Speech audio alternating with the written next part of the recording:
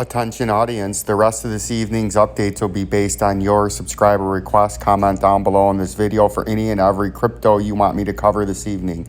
That's once again, any crypto.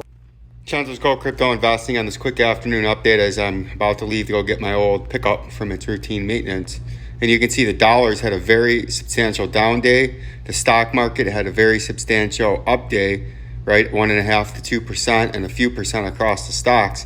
And you can see real quick in a rundown the Bitcoin price.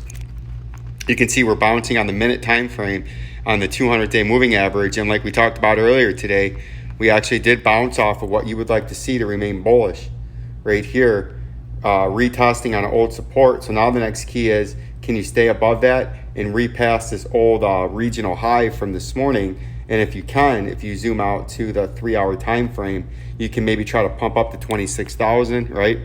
If we look at Ethereum, we came down and bounced off the 50-day moving average in the 3-hour time frame, and now we're making a run at that $1,678, and that's going to be a major area.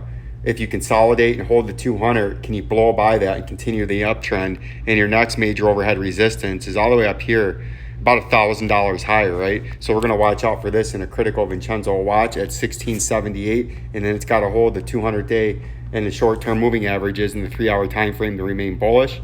You can see XRP, after initially ran up against this overhead resistance at 37 cents, it too bounced off the short-term moving averages and is making a run back up to 37. And if you can breach 37 and turn it in and flip it to support, you can continue to make another run up in XRP and try to get all the way up there to that 45-50 cent level where you have major overhead resistance. As long as you hang above that 200-day into 3-hour, you remain bullish. And if you get above that 37 cents, you really get bullish, right? So that's what we're watching out for in XRP.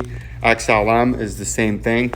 You can see we bounced off the 50-day moving average and the short-term moving averages, and now we're breaching back up high. And XLM would look to go to 12 cents on its upper resistance that you hit the other day. Like, subscribe, and share to Vincenzo's Go Crypto Investing. Peace and love. Peace and love.